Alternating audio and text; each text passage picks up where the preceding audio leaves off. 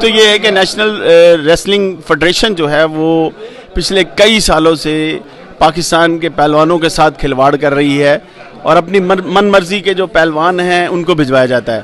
آپ سامنے دیکھ سکتے ہیں کہ پچھلے کئی سالوں سے ہمارے پاس جو ہے وہ ورلڈ ٹائٹل ہی نہیں ہے. آپ دیکھیں حال ہی میں ہونے والی جو ایشین چیمپئن شپ تھی, ہمارے پہلوان اس میں کوالیفائی نہیں کر پائے. اسی طرح ورلڈ ریسلنگ میں گئے تو ورلڈ ریسلنگ کے لیے کوالیفائی راؤنڈ سے ہی باہر ہو گئے.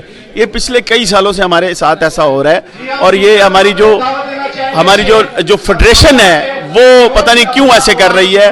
پورے پاکستان میں اتنا پوٹینشل ہے, پورے پاکستان میں اتنے بڑے پہلوان ہیں, لیکن معذرت کے ساتھ ایسے پہلوانوں کو وہاں بھجوایا جاتا ہے کہ جو میرے خیال سے آپ دیکھ ہی رہے ہیں کہ کوالیفائی نہیں کر پاتے. ایک تو یہ بات ہے. دوسری بات یہ ہے کہ دیکھیں ہماری فیڈریشن کو ہوش کے ناخن لینا چاہیے. کئی ایسے ٹائٹلز ہیں جو صرف وہ ورلڈ ریسلنگ میں ٹائٹل پہ بھی نہیں ہے. وہ ریسلنگ جیسے بیچ ریسلنگ ہے.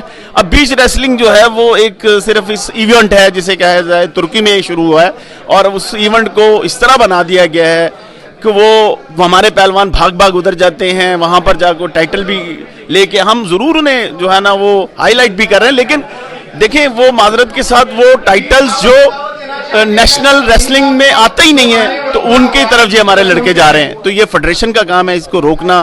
فیڈریشن اس پہ کام کرے. آپ نے جو ہے وہ اکھاڑوں کے حوالے سے بات کی ہے, یہ اکھاڑے ہی ہیں جو نئے پہلوان لے کے آتی ہے سامنے, اور ہم آپ کو خوش آمدید کہتے ہیں.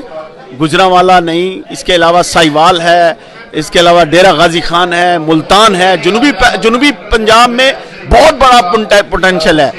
گجرانوالا میں چونکہ ایک پہلوانی کا نام ہے اسی لیے لاہور, گجرانوالا, شیخوپورہ, فیصل آباد میں بڑے پہلوان ہیں.